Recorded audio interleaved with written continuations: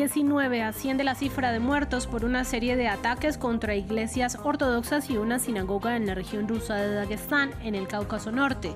El gobierno de la zona de mayoría musulmana declaró 3 días de luto y el Kremlin expresó sus condolencias. La fase intensa de los combates contra Hamás está llegando a su fin.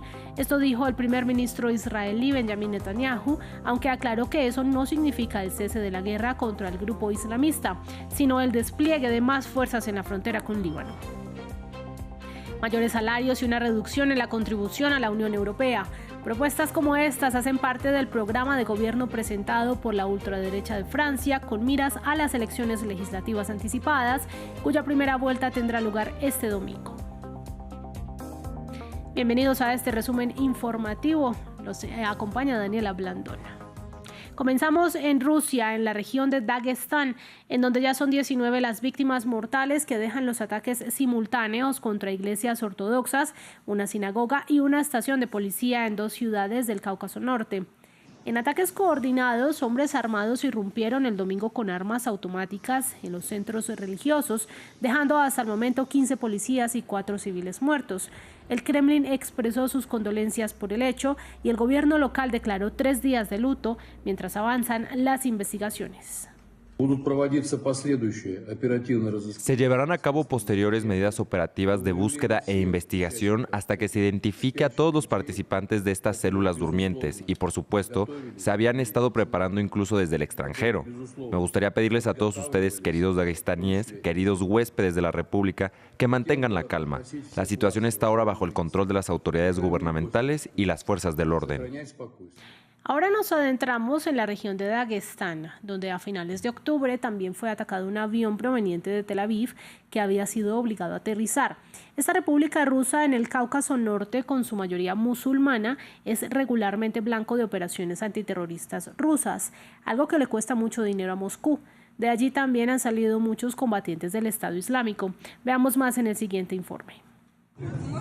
El 29 de octubre de 2023, pasajeros de un avión proveniente de Tel Aviv filmaron como una multitud hostil invadía el aeropuerto de Mahashkala, en Dagestán. Gritando consignas antisemitas, la turba buscaba personas del vuelo de Tel Aviv. Las autoridades rusas acordonaron el aeropuerto. 60 personas fueron arrestadas y 9 agentes de policía resultaron heridos. Anidada en las montañas del norte del Cáucaso y bordeando el mar Caspio, es una de las 22 repúblicas de la Federación Rusa. Su población, mayoritariamente de habla turca, fue anexada al Imperio Ruso en 1860. Con una población de más de 3 millones, es la república más poblada del Cáucaso Norte. El 85% de su población es musulmana, en su mayoría sunitas. Limita con Chechenia y es un foco del islamismo radical desde los años 90. La insurgencia fue duramente suprimida por Moscú en el 99. Dagestán ha proporcionado miles de combatientes para la yihad desde 2012. En 2017, Rusia se convirtió en el principal país de origen de combatientes extranjeros que llenaban las filas del grupo Estado Islámico.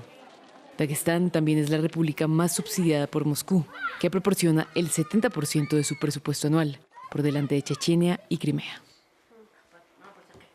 Vamos a cambiar de información. El primer ministro israelí Benjamin Netanyahu afirmó en una entrevista televisada que los intensos combates en Rafah, en el sur de la Franja de Gaza, están a punto de terminar. Pero eso no significa el fin de la guerra.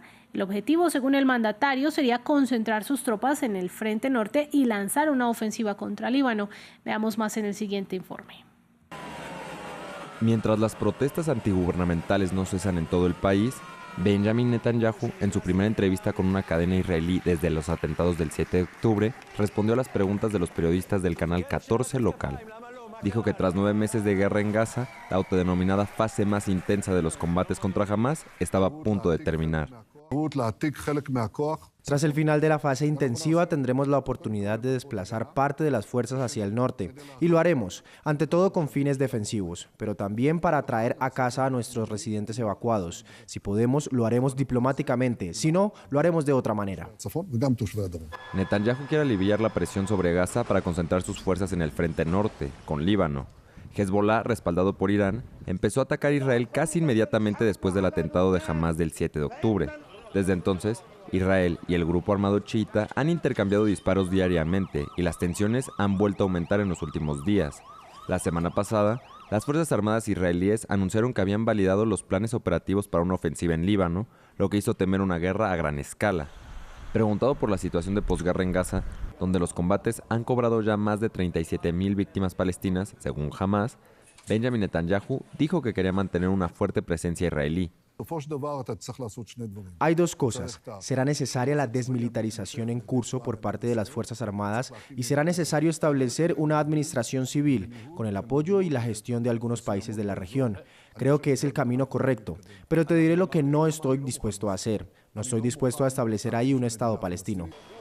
Aunque Netanyahu dijo estar abierto a un acuerdo parcial sobre la cuestión de los rehenes, reafirmó su objetivo primordial, la completa destrucción de Hamas en Gaza. Ahora vamos a Francia, que se alista para la primera ronda de las elecciones legislativas de este domingo. La extrema derecha presentó este lunes el plan de gobierno con el que espera ganar la mayor cantidad de curules posible en la Asamblea. Su líder, Jean Barthelin, reiteró las principales líneas políticas de su movimiento sobre seguridad, migración, política exterior y educación, y dijo que su partido tiene la capacidad para emprender la recuperación del país. La alianza que dirijo hoy es la única alternativa creíble, responsable, capaz de lanzar la recuperación del país y hacerlo respetando las instituciones, las libertades individuales y, por supuesto, la unidad de la nación. Es una alternativa, sin duda, a una mayoría presidencial que se disolvió y ahora se prepara para dejar el poder en unos días. En respuesta, el primer ministro oficialista Gabriel Attal criticó esta plataforma presentada por Agrupación Nacional y dijo que no estaban listos para gobernar. Construyeron una fachada para explicar a los franceses que eran el partido del poder adquisitivo y que hemos visto allí en las últimas semanas con su medida emblemática que nos presentaron como esencial, urgente para el poder adquisitivo, la abolición del poder adquisitivo, el IVA sobre productos de primera necesidad, la abolición del impuesto sobre la renta para los menores de 30 años. Bueno, por fin vuelven a esto. Nos dijeron que querían salir del mercado eléctrico europeo. Por fin vuelven a eso. Es un limpiaparabrisas. ¿Por qué? Porque la Agrupación Nacional es un partido de oposición. Por su parte, el domingo, el presidente Emmanuel Macron entró de lleno en la campaña legislativa. El mandatario volvió a advertir sobre el supuesto peligro que, según él, representa el triunfo de la extrema derecha. Asimismo, dijo que seguirá en el cargo hasta el fin de su mandato, sea cual sea el resultado de los comicios. Más temprano nos amplió nuestra periodista Erika Olavarría. El presidente también está en campaña y llamó a los franceses, sobre todo de las regiones, pues esta carta fue presentada a través de medios regionales, a votar por el centro, por la opción que significa su gobierno, criticando por un lado la extrema derecha y por otro lado la extrema izquierda. Él dijo, efectivamente, nuestro balance no es perfecto, pero merecemos seguir gobernando durante estos 7 años. Hemos hecho muchas cosas y destaca, ¿no es cierto?, la disminución del desempleo, la atracción de inversión extranjera, la creación de industrialización lenta, pero la destaca, le dice no tengan miedo a los electores, vayan a votar este próximo domingo, no dejen que ganen estos extremos que van a ser peligrosos para nuestro país. Dice, la extrema derecha divide a los franceses entre franceses verdaderos y franceses de papel, esos son los nacionalizados, y la extrema izquierda no es clara con respecto al antisemitismo, al laicismo, y también tiene un proyecto que está basado en un aumento de impuestos. Así que el presidente trata de hacer campaña viendo si puede movilizar votos hacia el campo presidencial, que en las encuestas no aparece muy bien parado frente a esos dos extremos. Nos quedamos en el continente. La Unión Europea acusó a Apple de violar las normas digitales del bloque. Estas serían sus primeras acusaciones según el nuevo reglamento de competencia digital de los 27 países europeos, que impide a los fabricantes de aplicaciones mostrar a los usuarios opciones más baratas en otras plataformas. Pero es Esther Herrera desde el corazón de la Unión Europea quien nos envió todos los detalles sobre esta noticia.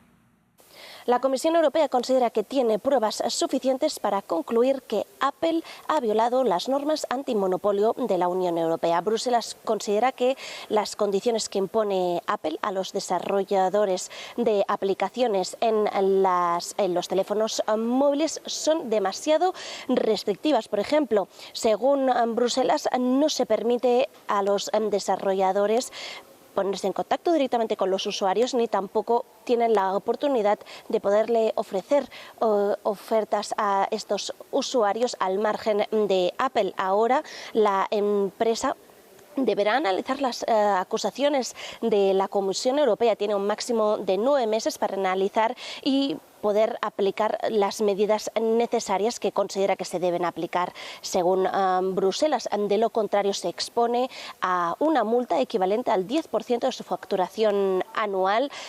En 2023 sus ingresos fueron superiores a los 380.000 millones de dólares. Es la primera vez que Bruselas va tan lejos en una investigación de este tipo desde que se empezó a aplicar la ley de mercados digitales hace menos de 2 años. Pero además de esta acusación, la que ha concluido hoy, ha abierto también una nueva investigación al mismo gigante tecnológico porque considera que Apple obliga también a los desarrolladores de las aplicaciones móviles también a pagar una tasa de alrededor 50 céntimos de euro por cada aplicación que se instale en los dispositivos móviles de Apple. De esta forma, la empresa tiene ahora mismo abiertas 3 investigaciones por parte de Bruselas por no cumplir supuestamente las normas europeas. Nuevo roce diplomático entre China y Taiwán. El pasado viernes, Beijing publicó nuevas directrices judiciales que incluyen la pena de muerte para casos que considere particularmente graves y que involucren a partidarios incondicionales de la independencia de Taiwán. Este lunes, el recién posesionado presidente del país vecino respondió ante esta iniciativa del gobierno chino. Escuchemos. Quiero señalar que la democracia no es la fuente del crimen. La autocracia es el crimen. China no tiene derecho a castigar al pueblo de Taiwán solo por lo que defiende. China no tiene derecho a perseguir transfronterizamente a los taiwaneses. Vamos a quedarnos en el continente asiático. Al menos 22 muertos deja la explosión de una fábrica de baterías de litio en Corea del Sur. El cuerpo de bomberos local detalló que la mayoría de las víctimas son ciudadanos chinos. El hecho ocurrió en la ciudad de Hwaseong, un importante núcleo industrial ubicado a unos 90 minutos de Seúl. Mientras avanzan las investigaciones, el Ministerio del Interior pidió a las autoridades locales que tomen medidas para evitar que cualquier producto químico peligroso contamine los alrededores. Instamos a las autoridades de cada provincia que asignen un funcionario dedicado a cada víctima para prestarle todo su apoyo y a que tomen medidas rápidas para garantizar que los heridos reciban tratamiento sin inconvenientes. Y en Grecia, el cuerpo sin vida de un alemán de 67 años fue encontrado en la isla de Creta y ya son 6 los turistas muertos en lo que va del mes como consecuencia de un clima inusualmente caluroso. Pero el de Europa no es un caso aislado. Distintos países de todo el mundo están registrando olas intensas de calor. La ampliación con Hugo Caro Jiménez. Una ola que se puede convertir en catástrofe.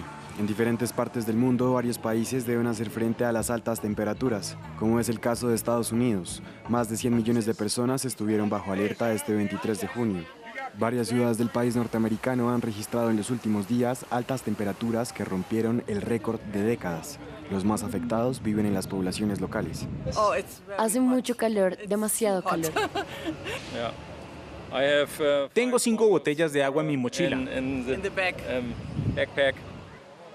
Del otro lado, en el viejo continente, las temperaturas van en aumento en algunas partes de Italia, como es el caso de Sicilia, en donde el calor ha hecho que las autoridades emitan avisos de salud, mientras que las personas hacen lo que pueden para mantenerse frescos.